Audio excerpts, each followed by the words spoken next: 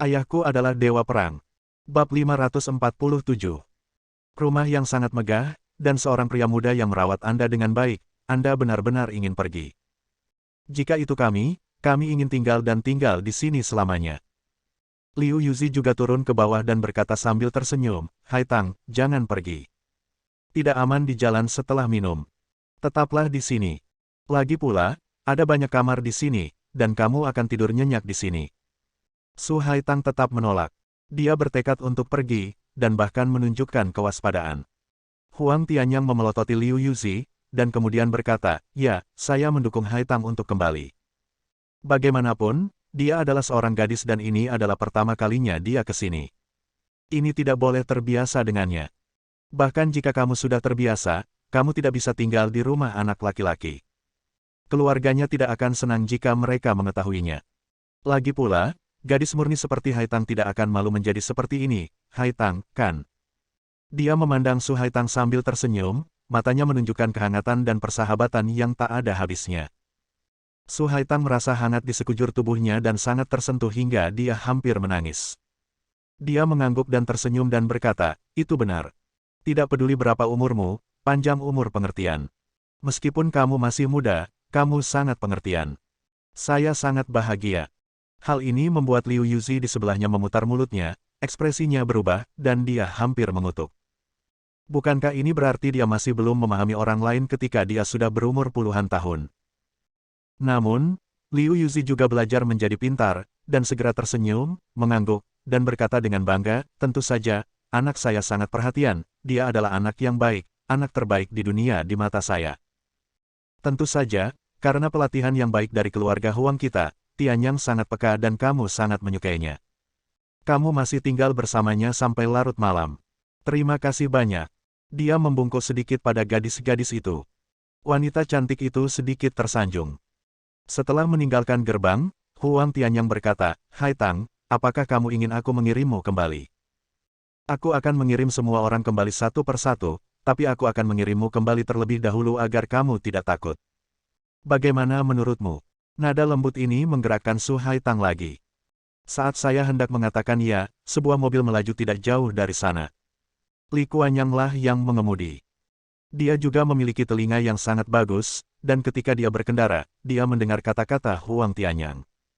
Dia berkata dengan tenang, "Tidak, saya akan mengambil kembali nona muda saya. Terima kasih Tuan Huang atas keramah tamahan Anda yang hangat." Kemudian, dia membuka pintu mobil dan mengedipkan mata ke arah Su Haitang. Su Haitang tidak punya pilihan selain mengangguk ke arah Huang Tianyang dan berkata dengan sedikit bingung, "Tianyang, ayo kita bertemu di sekolah besok." Setelah mengatakan itu, dia segera masuk ke dalam mobil dan mobil itu melaju dengan cepat. Melihat bagian belakang mobil, Huang Tianyang menunjukkan ekspresi tajam di wajahnya. Kemudian, sikapnya tampak berubah 180 derajat. Dia memandang gadis-gadis itu dan berkata dengan santai, "Saya akan mencari sopir untuk mengantarmu ke sana."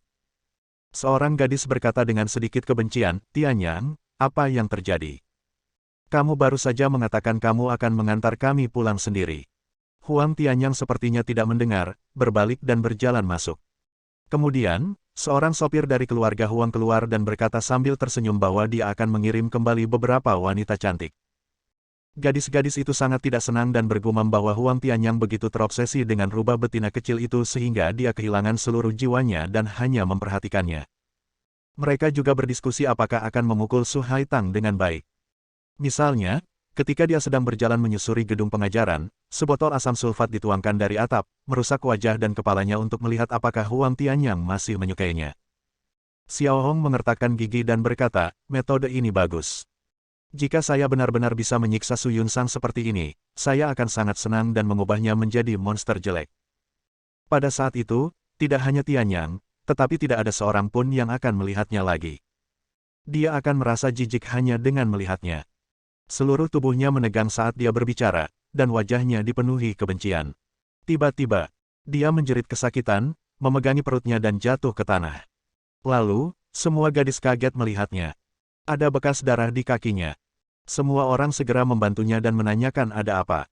Bagaimana Xiao Hong berani mengatakan yang sebenarnya? Ujung lainnya.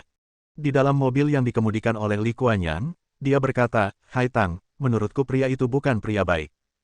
Kamu harus berhati-hati terhadapnya. Sekarang, pikiran Su Haitang terasa seperti dua orang sedang berkelahi. Sepertinya kakak ipar Guan Qianjun dan Huang Tianyang bertarung di atas ring. Keduanya tidak dapat dipisahkan satu sama lain di atas ring. Dia menyaksikan tanpa daya, tidak tahu siapa yang ingin dia menangkan. Pada saat ini, pikiran kacau di benaknya disela oleh Li Kuanyang, dan dia sedikit tidak senang, mengapa saya harus khawatir. Meskipun Tianyang berasal dari grup Huang Zuan, dia sangat baik dan memberikan perhatian khusus pada emosi saya. Dia adalah adik laki-laki yang sangat berkualitas. Saya tidak akan membiarkan Anda mengucapkan kata-kata yang tidak memenuhi syarat dan mengatakan bahwa dia bukan orang baik. Li Kuanyang sedikit tercengang, tapi tetap menjelaskan dengan sabar. Menurut pengalamanku, meskipun anak laki-laki itu tampan dan sangat pandai menyenangkan hati gadis, matanya jahat dan keseluruhan tubuhnya terlihat sangat jahat. Liciknya, tidak sederhana. Pokoknya, kamu harus berhati-hati agar tidak tertipu olehnya. Ketika dia mengatakan ini, Li Kuanyang masih memikirkan apakah akan memberitahu Guan Qianjun tentang masalah ini. Bagaimanapun, dia juga tahu bahwa Guan Qianjun dan Huang Diamond Group memiliki hubungan yang hampir tidak cocok. Tanpa diduga, Su Haitang yang misterius tiba-tiba melihat apa yang dia pikirkan. Dia mengucapkan kata demi kata, "Paman Li, menurutku Huang Tianyang jelas berbeda dari keluarganya. Dia adalah adik laki-laki yang sangat baik. Saya percaya padanya. Tolong jangan beritahu saudara ipar saya. Jika kamu memberitahuku bahwa kamu mengadu atau mengadu, aku akan menjadi sangat muak denganmu. Saya yakin Anda tidak akan menjadi orang yang suka berbohong dan menjadi orang yang saya benci dan hina." Kata-kata ini membuat Li Kuanyang terdiam dan dia hanya bisa menyerah. Dia masih berusaha membujuk Su Haitang untuk lebih memperhatikan dan menyuruhnya mengikutinya kemanapun dia pergi untuk menghindari Huang Tianyang melakukan trik apapun. Su Haitang memutar matanya tanpa daya dan berkata dengan tenang, "Paman Li, selama kamu berjanji untuk tidak memberitahu saudara iparku, aku akan berjanji kepadamu bahwa jika aku bertindak dengan Tianyang, aku pasti akan memberitahumu, apakah tidak apa-apa?" Bisakah Li Kuanyang mengatakan tidak? Hanya bisa mengangguk. Di sisi lain, Guan Qianjun kini tidak terlihat seperti Guan Qianjun lagi, ia hanya terlihat seperti seorang developer besar. Ia dengan cepat mengerahkan sejumlah besar tenaga dan sumber daya material untuk berinvestasi dalam pembangunan kota film dan televisi, bahkan mengundang beberapa sutradara ternama di dalam dan luar negeri. Tujuan mengundang mereka ke sini bukan untuk membiarkan mereka menjadi sutradara, tetapi untuk membiarkan mereka menciptakan fokus kota film dan televisi berdasarkan pengalaman mereka sendiri. Rencana muncul satu demi satu. Gambar desain diselesaikan satu per satu. Bisa dibayangkan dalam 2 atau 3 tahun, sebuah kota ajaib akan dibangun di ruang terbuka luas dekat laut ini. Dewa Perang tertinggi memberinya nama, Kuil Perang. Dalam pikirannya, kuil perang ini bukan sekedar kota film dan televisi, mungkin bisa digunakan untuk tujuan yang lebih besar di masa depan. Ini juga akan menjadi markasnya sebagai Dewa Perang tertinggi. Kota dongeng di sebelahnya juga berjalan cukup baik. Qian-Qian merasa nyaman di sini dan telah menjadi anak kepala dari ribuan anak yatim piatu. Itu benar. Itu berarti ribuan anak yatim piatu. Hampir semua panti asuhan di provinsi dan kota terdekat dijaga oleh personel tetap yang dikirim oleh Guan Qianjun. Semua anak yatim piatu yang tidak bahagia, ingin datang ke kota dongeng, dan ingin memiliki masa kecil yang berbeda bisa datang. Tentu saja banyak juga kendalanya. Tapi siapakah Tuan Dewa Perang Tertinggi? Bab 548. Dewa Perang Tertinggi. Beberapa patah kata atau beberapa kepalan tangan bisa membuat semua orang yang tidak taat menjadi patuh. Pada hari ini, Guan Qianjun tiba di kota dongeng setelah memeriksa lokasi pembangunan yang baru saja dimulai. Qian-Qian berdiri di atas panggung di taman bermain yang luas dan menampilkan serangkaian teknik tinju dengan tertib. Meskipun teknik tinju ini sederhana, namun juga dipraktikkan menggunakan teknik Pojangsin, dan dapat dianggap sebagai Pojun Kuan dasar. Setiap pukulan yang dilontarkan Qian-Qian penuh dengan kekuatan. Di bawah, ada ribuan anak, seperti rombongan pramuka. Mereka berlatih bersama Qian-Qian, dan bahkan meneriakkan suara kekanak-kanakan namun kuat. Terlihat sangat energik. Guan Qianjun melihat penampilan putrinya dan tersenyum lebar. Dia menjadi semakin seperti Dewi Perang. Saat itu, ponsel di sakunya berdering. Dia mengeluarkannya dan melihat bahwa itu adalah nomor yang tidak dikenalnya. Setelah menekan tombol, suara yang agak familiar namun sangat menyeramkan terdengar dari sana. "Guan Qianjun, apakah kamu masih mengingatku saat kamu sedang menunggang kuda?" Bagaimana mungkin Guan Qianjun tidak mengingat suara kasar dan kasar ini? Belum lama ini, wajahnya dipukul dengan keras. Salah satu dari 4 keluarga kaya di kota Yunhai, Nangong Tianhao, putra tertua keluarga Nangong. Di lelang real estate, orang ini ingin bersaing dengannya untuk mendapatkan Hao Yu Tianzuang, tetapi dia dipukuli habis-habisan. Tentu saja Guan Qianjun tahu bahwa orang ini tidak akan pernah melepaskannya. Dia adalah putra tertua di antara 4 keluarga kaya, dan dia tidak lebih buruk dari Huang Jianfeng dari Huang Diamond Group. Bagaimana Anda bisa menanggung penghinaan seperti itu? Guan Qianjun berkata dengan tenang, saya hanya tahu bahwa anjing malang itu ingin menjadi anjing lagi setelah menjadi manusia selama beberapa hari, bukan? Tiba-tiba terdengar teriakan dari sana. Guan Qianjun, jangan terlalu bangga dengan kudamu. Belum pasti siapa yang akan menjadi anjingnya. Jika kamu memiliki kemampuan, datanglah ke desa Qixia pada jam 12 siang besok, dan aku akan memberitahumu betapa kuatnya aku. Juga, yang terbaik adalah mendapatkan sertifikat real estate Hao Yu Tianzuang dan seterusnya. Ada peluang besar di sini yang ingin bertaruh dengan Anda. Jika Anda menang, dia akan memberi Anda 10 miliar. Aku bergantung pada belas kasihanmu, apakah kamu ingin aku menggonggong seperti anjing atau menjadi anjing sungguhan, itu semua terserah kamu. Tetapi, jika kamu kalah, bawakan kepadaku dari Hao Yu Tianzuang. Kamu juga harus menjadi seekor anjing. Aku akan menunggangimu dan membiarkanmu membawaku dari Qixia Zuang ke pusat kota. Apakah kamu berani? Begitu dia selesai berbicara, sebelum Guan Qianjun dapat menjawab, dia menyeringai dan berkata, bahkan jika kamu tidak berani, tidak ada gunanya. Jika kamu tidak datang besok siang, aku akan datang ke rumahmu dan membunuhmu. Guan Qianjun tertawa terbahak-bahak, saya bertanya kepada Anda, anak anjing kecil Nangong ini, bagaimana Anda bisa menjadi begitu berani dan berani menantang saya di depan saya? Ternyata ada peluang besar yang datang, ayo. Katakan padaku siapa orang penting yang membuatmu seperti ini. Untuk anak tertua dari 3 keluarga kaya yang begitu percaya diri, statusnya tampaknya cukup mencengangkan. Nangong Tianhao tersenyum bangga, wah, meskipun Anda cukup mampu dan dapat menebak begitu banyak, sebaiknya saya beritahu Anda, pernahkah Anda mendengar tentang 4 sekte jahat? Guan Qianjun sedikit terkejut, 4 sekte jahat. Tentu saja dia mendengarnya. Itulah 4 tim kuno paling jahat di kerajaan naga. Mereka tidak hanya memiliki seni bela diri yang hebat, tetapi mereka juga mengetahui segala jenis sihir. Dan masing-masing mempunyai kelebihan tersendiri. Misalnya, sekte Gu di antara mereka pandai menggunakan metode kuno untuk membudidayakan serangga Gu, dan menggunakan serangga Gu jenis ini untuk mengubah manusia menjadi segala macam hal aneh untuk digunakan sendiri. Ada juga sekte Maoshan yang pandai menggunakan mantra untuk menyerap roh jahat dari dunia dan menciptakan segala macam peristiwa yang mengejutkan. Guan Qianjun tidak menjawab. Nangong Tianhao di sana salah paham dan berkata dengan bangga, apakah kamu takut? Saya tahu kamu memiliki beberapa kemampuan. Kamu bukan orang biasa. Kamu pasti pernah mendengar tentang 4 sekte jahat. Saya beritahu kamu.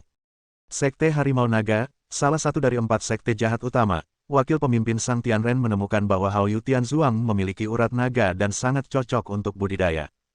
Oleh karena itu, Anda harus mengeluarkan Hao Yu Tianzuang. Kalau tidak, kamu akan mati tanpa tempat pemakaman.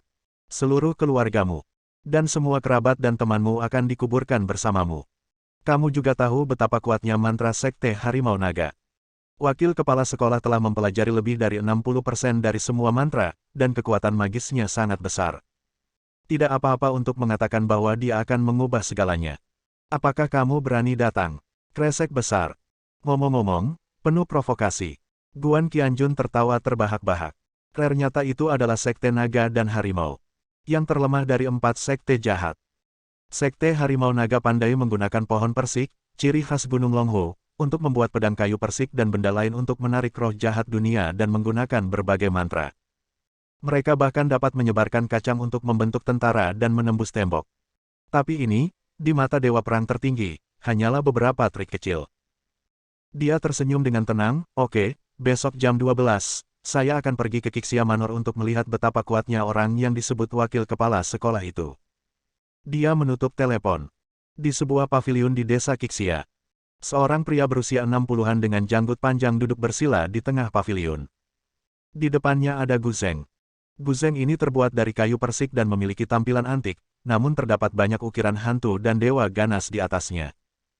Ada banyak orang di sekitar, dan melihat cara orang-orang ini berpakaian, Anda dapat mengatakan bahwa mereka semua adalah orang-orang yang berkuasa. Namun Tianhao baru saja selesai menelepon keluar, meletakkan ponselnya, dan berlari masuk dengan nada penuh memprovokasi perselisihan, membesar-besarkan apa yang baru saja terjadi. Lalu dia berkata, "Ya Tuhan, Guan Qianjun itu benar-benar meremehkanmu. Aku bahkan memberitahunya bahwa ini adalah wakil kepala sekolah dari Sekte Naga dan Harimau, tapi dia tetap tidak menganggapnya serius. Ini seharusnya memberinya pelajaran dan memberitahu dia betapa kuatnya wakil pelatih kepala kita." Orang-orang di sekitarnya juga meneriaki Guan Qianjun, mengatakan bahwa dia hanyalah seekor katak di dalam sumur, dan mereka ingin dipandang oleh para dewa. Kemudian, salah satu pria, yang terlihat cukup bermartabat dan memiliki perut buncit, berbicara. "Ya Tuhan, kudengar harpa hantumu memiliki kekuatan untuk menembus langit dan bumi. Ia dapat mengeluarkan semua jenis hantu dan dewa yang kuat, menjebak lawan, dan kemudian mengambil esensi dan nyawanya. Benarkah?" Dewa Surgawi tersenyum ringan, "Bos Chen, apakah Anda ingin bertemu dengan saya dulu?" Bos Chen ini tentu saja bukan bos bisnis. Dia adalah pejabat tinggi di kota Yunhai. Untuk menghindari kecurigaan, semua orang di sini menyebut diri mereka sebagai bos. Bos Chen tertawa, "Tentu saja, meskipun kita tidak dapat melihat harpa dewa memainkan hantu dan dewa untuk menghadapi musuh, kita masih harus melihat hal lain. Kami sudah lama mengagumi Sang Tianzhen, dan kami hanya ingin melihat kemampuan luar biasa Anda." Semua orang di sekitar bersorak keras. Dewa Surgawi tertawa, dengan wajah penuh arogansi, "Karena kamu begitu bebas, izinkan saya menunjukkan efek magis dari piano hantu. Tidak hanya menarik hantu dan dewa, menyakiti kehidupan orang, tetapi juga undang banyak wanita cantik agar semua orang bisa menikmati tarian para dewa." Saat dia mengatakan ini, pria gemuk di sekitarnya begitu bersemangat hingga wajah mereka gemetar. Bos Chen bertepuk tangan dan berkata, "Oke, bagus sekali. Kalau begitu mintalah para dewa untuk memberi kita demonstrasi yang bagus. Mari kita lihat bagaimana rasanya mengadakan tarian peri." Seseorang di sebelah saya menambahkan, "Lebih baik menjadi peri seksi, dengan bagian depan dan belakang melengkung, terlihat sangat keren." Semua orang tertawa terbahak-bahak. Dewa Surgawi berkata dengan tenang, "Apa yang sulit dari ini? Namun, saya pasti akan memenangkan Haoyu Tianzhuang. Ketika Guan Qianjun datang besok, saya akan memberitahu dia betapa kuatnya saya dan memenangkan Haoyu Tianzhuang darinya." Desa. Namun, sejauh yang saya tahu, dia juga memiliki banyak koneksi di kota ini. Pada saat itu, kita mungkin membutuhkan semua bos untuk bekerja sama untuk menekannya. Bos Chen bertepuk tangan, "Selama dewa bisa membuka mata kita, ini adalah hal kecil. Tidak peduli seberapa kuat Guan Qianjun, bisakah dia lebih kuat dari kita? Dia tidak bisa lebih kuat dari saya, bukan?" Semua orang tertawa dan berpikir dalam-dalam. Tidak butuh waktu lama bagi orang-orang berkepala gendut ini untuk berseru, "Luar biasa. Lihatlah pemandangan ini di hadapan Anda." Bersambung.